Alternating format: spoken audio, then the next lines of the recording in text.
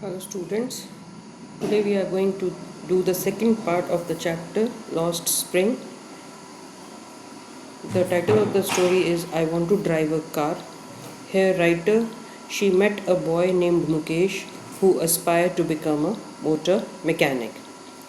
Mukesh insist means stresses, on being his own master. I will be a motor mechanic, he announces, he declares. Do you know anything about cars? I ask. I will learn to drive a car, he answers, looking straight into my eyes. So when author asked him that do you know anything about cars, and he said that he will learn to drive a car, and he looked straight into author's eyes means he was confident and determined. His dreams loom like a mirage amidst the dust of streets that fill his town, Firozabad, famous for its bangles. Looms like a mirage means seems that it will be true in the future, but actually it will be not so. And amidst means in the middle of. So here his dreams, they were like a mirage in the dust of streets that filled his town Firozabad, which was famous for bangle making. So he was from Firozabad, he lived in Firozabad. Every other family in Firozabad is engaged. Engaged means employed in making bangles. It is the center of India's glass blowing industry where spent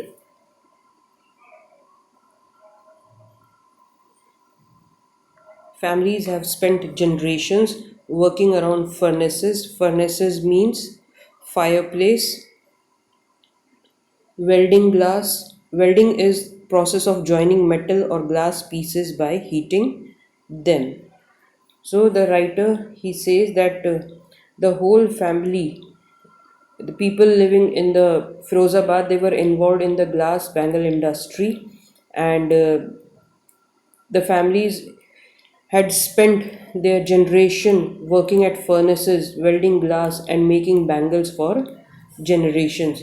They made so many bangles that it seemed that they made bangles for all the women of the world. Mukesh family is among them. None of them know that it is illegal. It is illegal means against the law for children like him to work in the glass furnaces with high temperatures in dingy cells. Dingy means dark and dim, without air and light. So Mukesh family was also involved in the profession of glass bangle making, and they were not aware of the law. They did not know that it was unlawful to force children to work in such glass furnaces, and these workplaces they were hot, dark, closed rooms without ventilation. And the writer felt that if the law would come into force. He says that the law, if enforced, could get him and all those 20,000 children out of the hot furnaces where they slog. Slog means work hard. Their daylight hours, often losing the brightness of their eyes. Daylight hours means hours of the day when there is sunlight, and losing the brightness of their eyes means the power to see. Their they loses their eyesight. Mukesh's eyes beam as he volunteers to take me home, which he proudly says is being rebuilt. So beam means shine brightly, and volunteers means freely offers to do something. So Mukesh, with shine in his eyes, offers author to take his home, which he proudly says that it is being rebuilt, or we can say it is renovated. So both of them they walked down stinking. Stinking means bad smell. Bad smell. Lanes means the lanes which were giving out bad smell. Choked with garbage. Choked means blocked. Past homes that remain hovel. Hovels means slums with crumbling walls, falling down walls, wobbly doors. Wobbly means unsteady doors. No windows, crowded with families of humans and animals coexisting in a primeval state. Primeval means prehistoric, or you can say old. state. Then he stops at the door of one such house and bangs a wobbly. Bangs means break with noise, a wobbly iron door with his foot and pushes it open. We enter a half built shack. Shack means hut. So they enter a half built hut. In one part of it, thatched. Thatched means covered with dry grass. So one part was thatched with dead grass, or you can say dry grass, is a firewood stove over which sits a large vessel of sizzling. Sizzling means making hissing sound when frying or cooking. Spinach leaves on the ground in large aluminium platters. Platters means big plates are more chopped vegetables. A frail means thin, weak young woman is cooking the evening meal for the whole family. Through eyes filled with smoke means her eyes they were filled with the smoke coming out of the firewood stove. She smiles. She is the wife of Mukesh, elder brother, not much older in years. She has begun to command respect, means she is respected in the house as the Bahu, though she is not uh, older in age. The daughter in law of the house, already in charge of three men, her husband Mukesh and their father.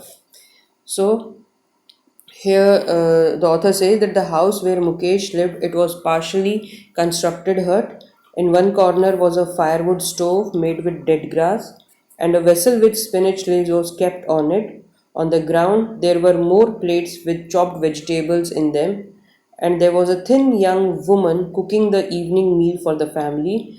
Her eyes they were full of the smoke emanating from the stove, but she was still cheerful and smiled to see the writer.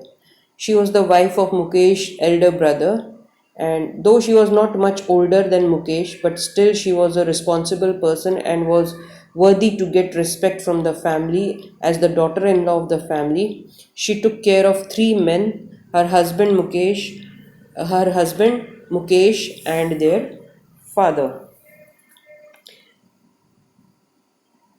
When the older man enters, she gently withdraws behind the broken wall and brings her veil closer to her face. So, we all have seen in villages and in our homes also, when anybody like the grandparent or any older person enters the house, the ladies of the house they withdraws behind the wall and also cover their faces with their dupattas. It is a custom that demands that daughter-in-law must veil their faces or cover their faces before male elders. In this case, the elder is an impoverished bangle maker. Impoverished means very poor. So here, who the elder one is a poor bangle maker. Despite long years of hard labor, first as a tailor, then as a bangle maker, he has failed to renovate a house, send his two sons to school. All he has managed to do is teach them what he knows, the art of making bangles. So, this elder person he had been working very hard for years. Firstly he worked as a tailor and then as a bangle maker, but still he was not able to earn enough to renovate a house or send his two sons to school. All he managed to do was to teach his children what he knew, that is the art of making bangles. It is his karam, his destiny. Destiny means fate, or you can say kismet. So Mukesh grandmother, she justifies her son by saying that he was destined to make bangles as it had been their family profession. So it is his karam, his destiny, says Mukesh mother, who has watched her own husband go blind with the dust from polishing the glass of bangles. Then mark this line, very important, asked again and again in the exam or in question paper. Can a God given lineage ever be broken? She implies. Implies means says indirectly, and what she says that a God given lineage means here it means a profession that is carried on through the generations of a family. And which is that profession? Yes, glass bangle making. So she asked this question that their family they had got this art of bangle making from god, and so they had to carry on the tradition, and born in the caste of bangle makers they have seen nothing but bangles in the house, in the yard. Yard means open area at the back of a house. In every other house, every other yard, every street in Firozabad. So they have seen everywhere in the backyard, in the next house, in the yard, and even in the streets of town, glass bangles, spirals of bangles, sunny gold, paddy green, royal blue, pink purple, every color born out of the seven colors of the rainbow lie in mounds. Mounds means heaps. In unkempt, unkempt means not taken care of. In such yards, neglected yards are piled. Piled means they are put in heaps on four-wheeled hand carts pushed by young men along the narrow lanes on the shanty town. Shanty town means a town that is full of small, roughly built huts.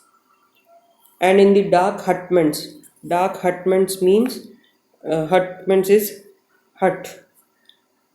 So here, by dark hutment, the writer describes the environment where these bangle makers work. They were small dark huts. So, and in dark hutment, next to lines of flames and flickering of oil lamps, sit boys and girls with their fathers and mothers, welding pieces of colored glasses into circles of bangle. Their eyes are more adjusted to the dark than to the light outside because they spent lot of time in those cells. That is why they often end up losing their eyesight before they become adults. So as a result, these children they sit next to line of oil lamps whose flames were unsteady, they were flickering, and since they spent a lot of time in these dingy cells, they often end up losing their eyesight before they become adulthood, before they gain adulthood. Savita, a young girl in drab pink dress, drab means faded, colorless, sits alongside an elderly woman soldering. Soldering means joining pieces of glass. So there was a young girl by the name of Savita, and she wore a faded pink colored dress. She was sitting with an elderly woman, and they were joining pieces of glass to make bangles. As her hands move mechanically like the tongs is an instrument with two movable arms joined at one end. So her hands they were moving like tongs of a machine. I wonder if she knows the sanctity. Sanctity means the state of being sacred or holy, or the goodness of the bangles she helps make. So as her hands moved like a machine, just like the tongs of a machine, the writer she wondered if Savita knew that bangles were sacred and they were a good omen for a woman's wifehood. It symbolizes an Indian's woman suhag, auspiciousness in marriage. So we all know that how our Indian woman they considers these bangles as a symbol of suhag. It will dawn on her. Dawn on her means she will realize. Suddenly, one day, when her head is draped with a red veil, her hands dyed red with henna, and red bangles rolled onto her wrist. So, author thought that Savita would realize this when she would become a bride, and that day she would cover her head with a red colored veil, color her hands with henna, and wear red colored bangles on her wrist. Like the old woman beside her who became one many years ago. So, the elderly woman who was sitting next to Savita also became a bride many years ago. She still has bangles on her wrist, but no light in her eyes. That lady, she was still wearing the glass bangles, but had lost her eyesight now. And what she says, एक वक्त शेर भर खाना भी नहीं खाया. She says in a low voice, drained of joy. Ser is a unit of measuring quantity. And she says that she is complaining that she had not eaten even a share of food. And I said share is a unit of measuring quantity. And she wants to say that they are so poor that they cannot eat enough food. She has not enjoyed even one full meal in her entire lifetime. That's what she has reaped. What she has reaped means she is benefited because of this profession, what she has received by adopting the profession of bangle making. Her husband, an old man with a flowing beard, say, I know nothing except bangles. All I have done is make a house for the family to live in. So the that old woman's husband, he had a flowing beard and said that he doesn't know anything other than bangle making, and because of this bangle making profession he has been able to accomplish, that is to make a house for his family to live in.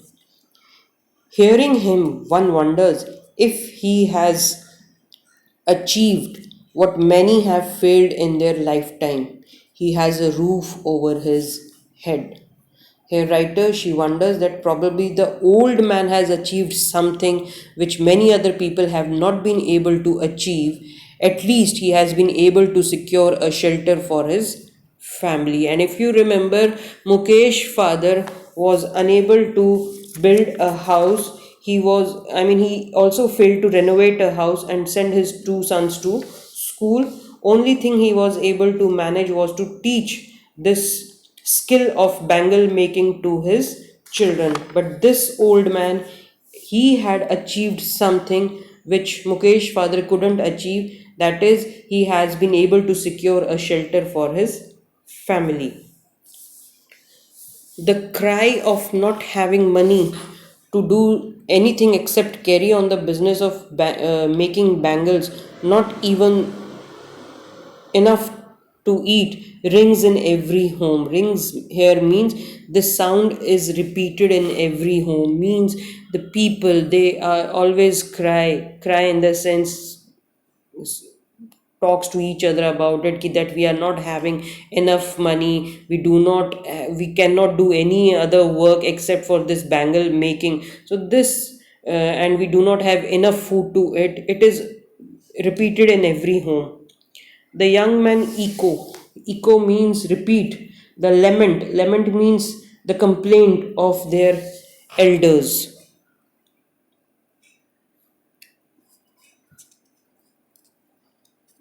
Little has moved with time, it seems, in Firozabad. Little has moved. As I said, this problem, it was prevalent in all the homes which carried on the profession of bangle making. They did not know anything else other than this art of making bangles and did not provide enough food to eat. The young men in the house who entered this traditional profession also had the same complaint as their elders, and little has moved with time, it seems, in Firozabad. Means with the passing time, there was no improvement in their condition. Years of mind numbing. Mind numbing means boring. Toil means physical hard work that is done to earn a living, have killed all initiative and the ability to dream. So, as these people, they had been doing hard work for countless number of years, They did not have any ability to do something else or to dream of it.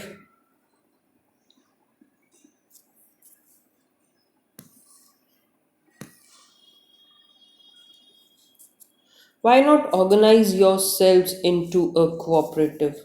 This is a very important line.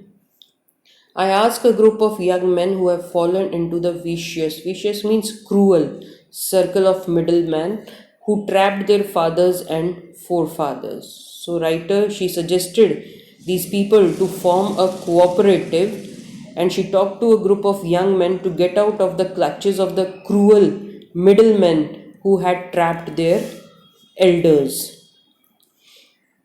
Even if we get organized, we are the ones who will be hauled up. Hauled up means dragged or taken away by the police, beaten and dragged to jail for doing something illegal, they say. So these people, they said that if they dare to do something like that, like organizing themselves into a cooperative, making a group of themselves, they would be dragged and beaten up by the police and sent to jail, and their acts would be termed to be unlawful, illegal. There is no leader among them, no one who could help them see things differently. Their fathers are as tired as they are. So, writer, she felt that these people, they were not having any leader and they could not think of doing things differently.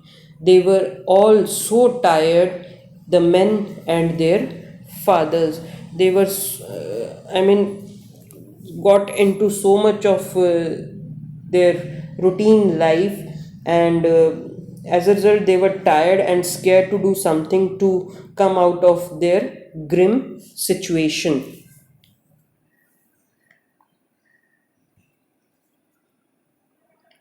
They talk endlessly in spiral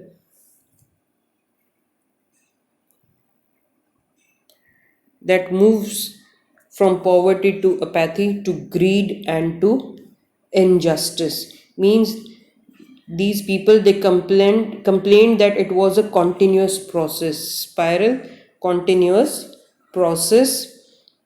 Their poor condition led to lack of concern for their problems, and this made them greedy and led to injustice. So what they want to say here, that they are in an endless spiral, means never ending process of life, and from they cannot get out of this poverty and apathy means lack of concern. So uh, because of their poor condition, they lack concern for their problems, and that is why they have become greedy, and which had led to injustice. Listening to them, I see two distinct worlds. Again, this line very important, and an exam question is asked that which two distinct worlds have been mentioned in the chapter. So please mark it. Listening to them, I see two distinct worlds. One of the family caught in a web of poverty, burdened by the stigma of caste. Stigma means dishonor. Stigma of caste in which they are born. So the writer, she envisioned that there were two separate worlds. One was of such families who were stuck in poverty, and the other a vicious circle. Vicious, I told you earlier, also means cruel circle of these sahukars, middlemen, the policemen, the keeper of law, the bureaucrats and the politicians. So the other was uh, other world was a never ending cycle of money lenders, middlemen, policemen, law keepers, government officials and politician. And one world was where the families who were stuck in poverty and the pressure of doing their traditional profession according to the caste in which they were born. Together they have imposed means forced upon, the baggage means the burden on the child that he cannot put down. So both of these worlds, the poor world and the world of these vicious circle of these sahukars, what they have done, they have forced the young boys to follow the family traditions. Obviously, the parents of the poor parents, they also say that beta, we cannot send you to school, or we cannot help you in taking up other profession, so you have to follow the family profession. And also these big people, they also force these children to take up their family profession. Before he is aware, he accept it as naturally as his father. So the young boys, they get into the profession, becomes a part of the vicious cycle even before they realize it. To do anything else would mean to dare, and daring is not part of his growing up. So, even if they did anything else, if they tried their hand at some other profession, it meant that they were challenging these two worlds, and daring is not part of the growing up. Means the boy, they had not been reared up to be bold so that they could dare to go against the system. When I sense a flash of it in Mukesh, I am cheered. So the writer here, she was happy to sense that Mukesh had the flash. Flash means spark in him of dareness. And when she saw, she was happy to see that. He said that I want to be a motor mechanic. He repeats, he will go to a garage and learn. But the garage is a long way from his home, and he says that I will walk, he insists. So, as I said, that writer was happy to sense that Mukesh had that spark of daringness. He repeated that he would be a motor mechanic and wanted to go to a garage and learn the job. The writer asked that as the garage was at a distance from his home, Mukesh insisted that he would walk up to it. Then she asked him that, do you also dream of flying a plane? He is suddenly silent. So the boy, he became silent and refused, said no. He says, staring at the ground. In his small murmur, there is an embarrassment that has not yet turned into regret. So, in his silence, uh, there is embarrassment, means he is unable to fly aeroplane, but there is no regret in it. He is content, he is satisfied to dream of cars that he sees hurtling down. Hurtling down means moving around the streets of his town. Few planes fly over Firozabad. So here it is that the Mukesh, he did not know about uh, aeroplanes or flying aeroplanes, and he did not also know about the planes. And further, not many planes flew over Firozabad, as he had seen cars moving around in Firozabad. So he dreamt of being a motor mechanic, and he in fact, his dreams, they were restricted up to them only, up to them in the sense, because only the cars were all that Mukesh had seen on the roads of his town, and so he could not dream any further. So that is why he aspired to become a motor mechanic. So that is all about this chapter, and please do revise it and complete its question answers if you have not done them. We have read about two stories. The author, she tells us about her interaction with children from deprived background, and also described the poor conditions in life in a very interesting manner, which touches the reader and is thought provoking. I hope you have understood it. So, that is all for today. Thank you.